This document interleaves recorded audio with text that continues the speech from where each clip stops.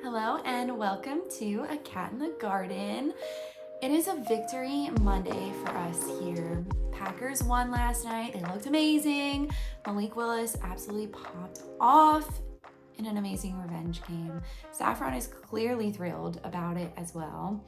I actually don't really know how I think she feels about football yet. Nutmeg hates it. Luna doesn't care. Saffron, I don't know. This is her first full NFL season with us, so we'll have to see how she feels by the end of it. She's having a good day today, though. And it's the end of the month, so we're talking about our monthly favorites. This year just flew by so fast. I mean, it's October next week. That's crazy to me. That's insane.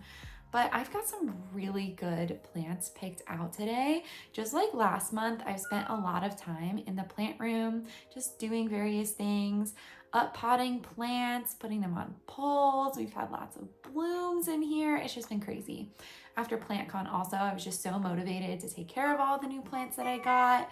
I am running out of supplies, so I got halfway through and I was like, oh, I need to go get more stuff. But I did only put one plant from PlantCon in here just because I wanted to not bombard y'all with more PlantCon stuff. I mean, obviously the plants I got were amazing, but I just put one PlantCon plant on this list just to be fair to all of the other plants in my collection as well, because I do also really love them. They're great. So we're gonna put Saffron down. She is being a really good girl, but I don't think I can hold her and hold plants. So I'm gonna let her go, give her a few little treats, and we'll start talking about the plants. The first plant for the month of September is a Hoya, and that is going to be my Hoya crystal. This is huge. This was either a 1 or 2 node cutting when I bought it. I want to say 3 years ago. I really do. I'm not sure how long ago it was. And now it is 3 plants in here. I've also have cuttings of it rooting. So this plant has come such a long way. It is beautiful. It is so much fun. It's very stable with the splash, not the highest splash, but it's not bad. It is a Carnosa hybrid. I almost want to say crystal is Carnosa crossed with Pubic Calyx, but I could be wrong. I know it's a Carnosa hybrid though, so we'll just stick with knowing that.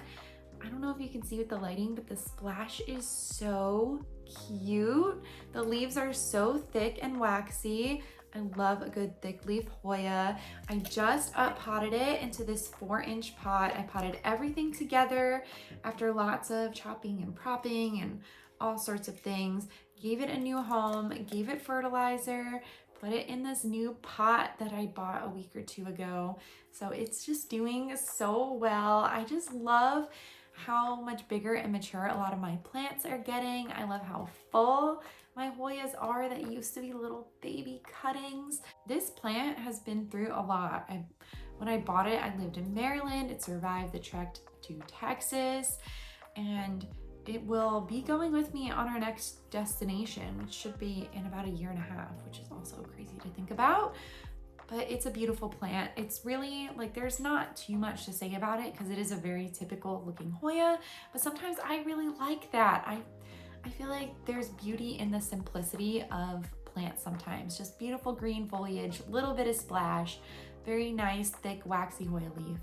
What can you not love about that? Next is an itty bitty baby plant, and that is my red crystal crossed with Ace of Spades. That was a gift back in July from Jacqueline's Jungle. She grew this seedling herself. It had 1 leaf when she gave it to me. As you can see now, it has 3. It's doing so well. I took the top off. I think it is pretty much acclimated to my room conditions at this point. It is really cute. It has grown pretty fast since July. 2 new leaves for this baby seedling. I think I've only watered it once because the moss has stayed so moist. I do need to water it again though. It's starting to feel pretty dry. So I think it's time to water it again, but I am very excited to see the actual characteristics of the plant come out. you can't tell when they're little babies. You just can't tell. It just looks like a typical baby green Anthurium, but it's really fun getting the experience growing a seedling, and it's even more fun because it's going so well. It's giving me a lot of confidence to maybe get some more small seedlings in the future. I think that would be really fun to just try to grow little seedlings. I am pretty experienced with outdoor plants growing from seed, but maybe it would be fun to try growing some houseplants from seed or a tiny seedling as well. I'm just really excited to see what this is going to look like. I love Ace of Spades. I have a lot of red crystal hybrids, so I think I'm really going to enjoy this plant, but for now, I am also enjoying the baby stage. Next is another plant that was a bit of an experiment, and that is my third Monstera albo. I own 3. This is my newest one that I bought in the spring. It was a cutting. This was the donor leaf. It was a mid-cut. This was the first leaf, not bad. Second leaf was a bit disappointing, but the third leaf looks really promising. There's a lot of white on the stem, and then if I open it up a little bit, you can see some white. It's hard with the angle, but there is quite a lot of white showing on what I can see already. I'm not going to pull the leaf open. I'm going to be patient with it, but it is nice to see that this plant is doing well, that this leaf might just be a fluke. I'm thinking it's gonna look more like this leaf. This is really a fun plant to have. Monstera albos aren't the fastest plant in the world, but they're not super slow either. And I just think they're really fun to have growing. I just dropped a piece of perlite. We'll get that later. They're really fun to have growing in the plant room. I love getting them up on poles. I love watching them get really big. If I can just have a bunch of really big Monstera albos, I will be really happy. I'm hoping that will happen with this one. This was about the leaf size of my big one when I first got it. So, and now it's fenestrating now. The leaves are huge. So I'm thinking that this one in a year or 2 is going to be on that trajectory as well. I'm actually in the process of making more of those really tall cocoa fiber poles because my albos really seem to like it.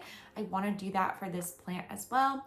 For now, it lives in my Millsbow cabinet behind me. That's what the first one did until it was big enough to graduate out of the cabinet, and it's doing really well. It also needs a drink. I don't know how I missed both of these plants because I just watered a couple days ago most of my plants, so I missed these 2 that I picked out for this, but they're not feeling thirsty or anything. It's just that the moss is a little dry. It happens.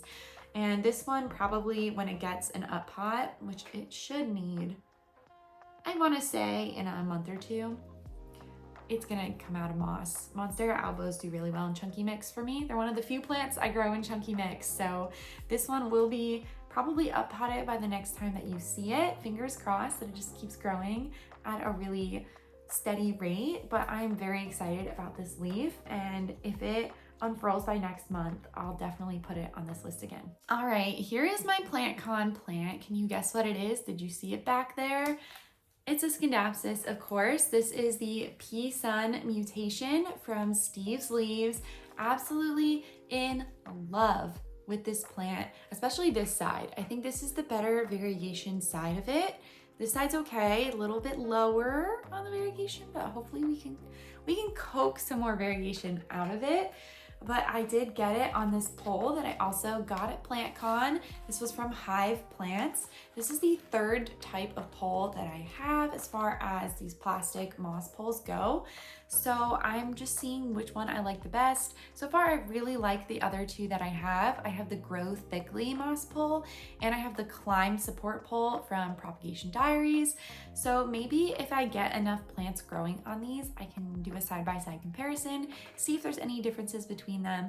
But for now, I just put this up, I think 2 days ago. So it's got some adjusting to do to life on a moss pole. This new leaf still has to unfurl as well on the plant. There is another new leaf growing down here on this side. And as it grows, I will fill up the pole with moss. I like to do that because if you just fill it all up at once, you're watering all of this and trying to keep it moist. and you just don't need it yet, and it leads to this part getting dry. So I'm able to just water the part that needs to be watered, and then as it grows, add more moss, water it more, and it all works out really well for me. I'm really wanting big Scindapsis leaves. That is the goal. So I did this one and ran out of pots. So I didn't do the other two Scindapsis that I got at PlantCon, at least the full plants. The cutting that I got isn't ready yet.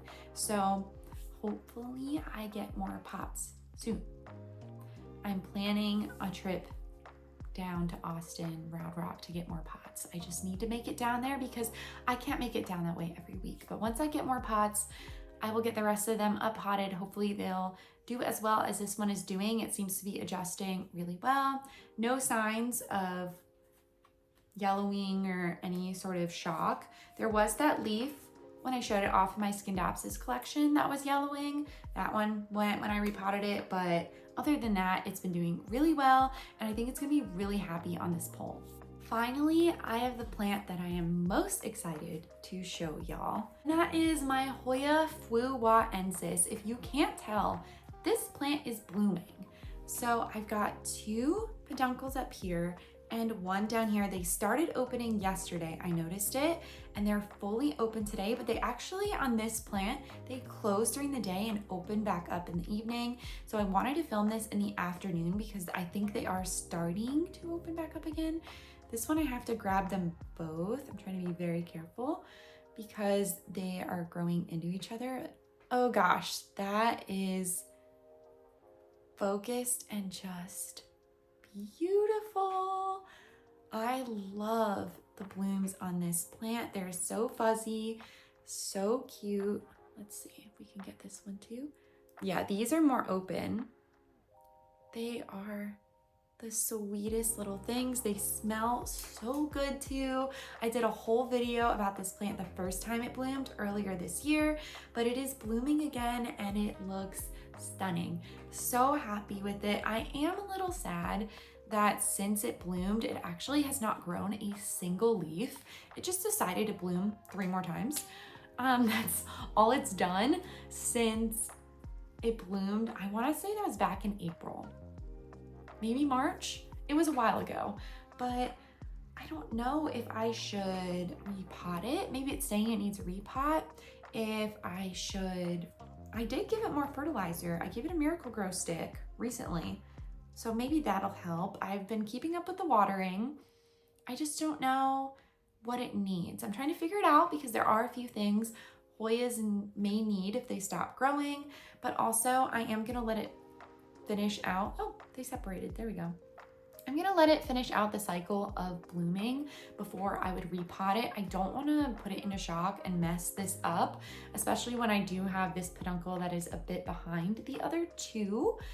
I just want it to bloom, I wanna enjoy it, and then I might address whatever problems it might have. And like problems, it's still a healthy plant. It hasn't lost a single leaf. It's been very happy, very healthy. It's just doing really well. I purchased this back in May of 2023. Yeah, when I went to Pennsylvania with my mom to see my mom, and we went plant shopping, and I took this home. It flew all the way back with me. It had a layover in Orlando and everything, and it's doing so well. I'm so happy that I have this plant in my collection, just in general, even without the blooms. I mean, the blooms are such a plus because they're so cute, but leaves like this are so stunning. And I really want more sandpapery Hoyas. I haven't yet bought any since I bought this one. I really like the look of the flagellata. That is on my list.